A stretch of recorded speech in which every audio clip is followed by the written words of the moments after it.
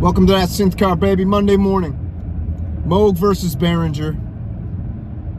Why Behringer keeps winning and Moog keeps losing. That's what I'm thinking about this morning. I woke up, poured my coffee, and I'm like, man, after the release the other day of the Behringer Enigma, the Buchla easel clone, which I don't know what that goes for these days. It's up in the thousands of dollars for the Buchla easel.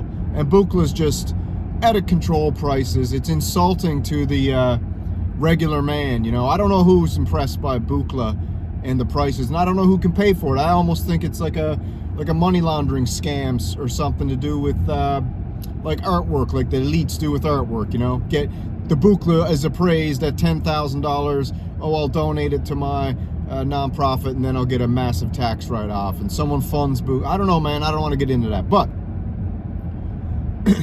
Moog keeps losing for one reason, and Behringer keeps winning for one reason. It's only one reason, and it's super simple. It's so simple that if you can't understand it, maybe you're simple, but Moog does not listen to the people.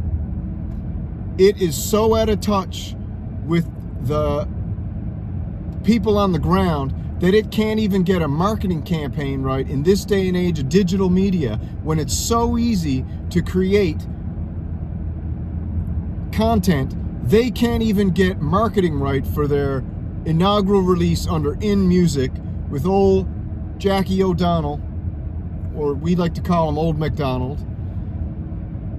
He can't even get the marketing right. I don't even know what's going on. And you know what? Maybe it's not him. Maybe it's his team. Maybe it's all the disgruntled Moogies. But from what I'm seeing, man, all the Moogies are disgruntled. And I'm trying to reach out to the Moogies and say, man, come on over to Behringer. Leave Moog behind until they get their crap sorted out, because they're an absolute disaster. And I'm a super positive dude. I love Moog. I'm rooting for him. But, man, you guys do absolutely nothing to get us fired up and pumped up.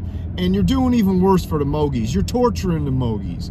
I ventured over to Gear Space, and it's an absolute disaster over there. The Moogies over there are gone schizophrenic. They've lost their minds. It's just a weird zone over there. But the one thing that Behringer does that beats Moog every time is it listens to the people. It listens to the customer. It listens to the fan. It gives the fan what they want. They're constantly doing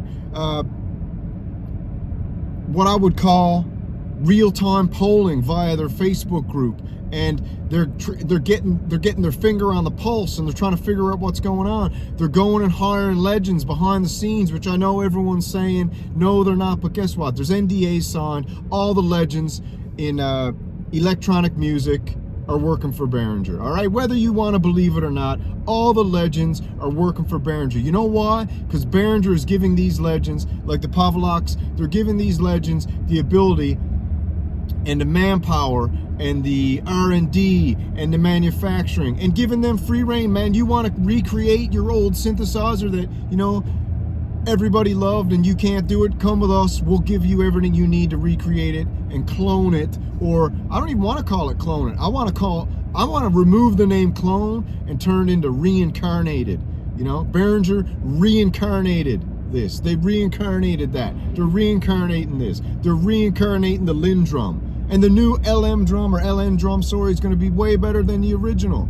And the original was amazing. But this is a tribute to the new LmDrum. This is what Behringer is doing. And this is where Moog is failing. And this is why eventually, my prediction is Moog is going to go tits up. And I don't know if In Music will. I don't know what's going on with that whole thing. But eventually, my prediction is Moogtribe will absorb In Music like a shark eating, what would you call it?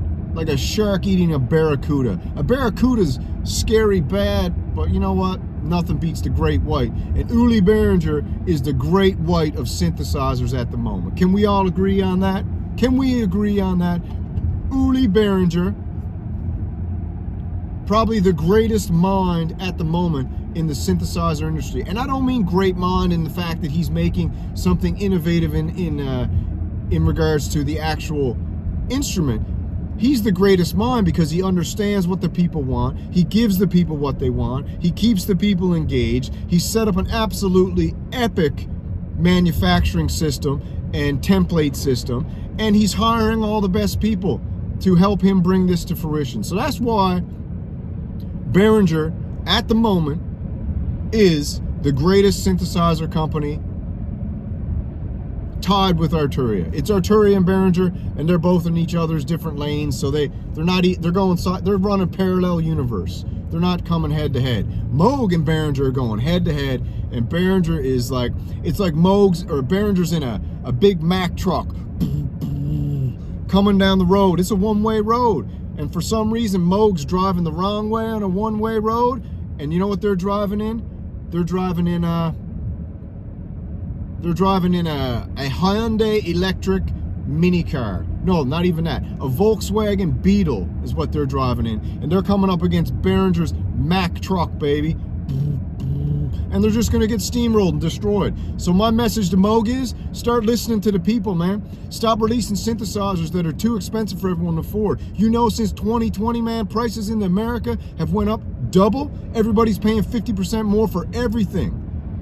What do you think? We're gonna go out and pay $5,000 for a Moog synthesizer that's probably not even gonna work, that you didn't even market properly? I don't think so, baby. We're waiting for Behringer, because this is the summer of synths, man. Uli, baby, let's go. You know I got your back, baby. Behringer's #1, Moog is last place. That's why Behringer's winning the horse race. Slow, slow. Enjoy your day.